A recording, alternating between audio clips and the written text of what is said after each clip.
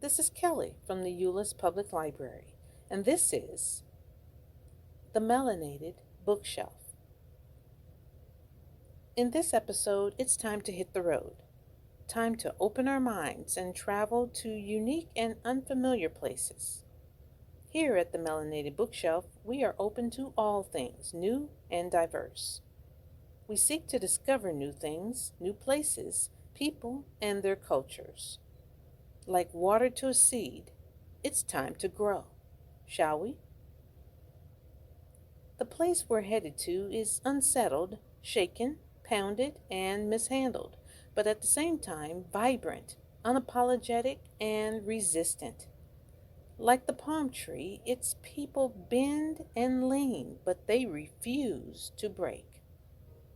They are one country living two lives with a Jumu pot of stories to tell. Where in the world are we? No other place than Haiti, a Caribbean nation, the western third of Hispaniola, neighbor to the Dominican Republic. Ignore what you think you know about her, what you thought you heard. There's so much more to discover. Let's see who she really is. Let's see her with childlike eyes. This is Haiti, colorful and beautiful, with lots of curves and ridges. She has over 11 million people proud to call her home. She is steeped in centuries of tradition. She is nothing to mess with. She is her natural self, a source of sustenance for many, both in and off the island. She is embraced by exquisite, inviting colors of teal, green, blue, and turquoise. And within, generations of her people overflow with the richness of brown. She is also weary, worn from battle. She has been trampled and torn, yet her people stand and rebuild again. She's been betrayed and tried, cheated and denied, and the earth has proved temporary those things that human once believed to be permanent. She's been through a lot, but Haiti is tougher than her circumstances. Her literature is a reflection of that tenacity, and one of her most prominent authors is this month's selection from the bookshelf, Edwidge Dantikat. Edwidge Dantikat is the award-winning author of several books, Breath, Eyes, Memory, Claire of the Sea Light, and The Farming of Bones, just to name a few. The first book we will feature here today is Crick Crack. Crick Crack is a very common saying, a call and response that is often said whenever Haitians want to tell a story, and it's a very appropriate title for this book.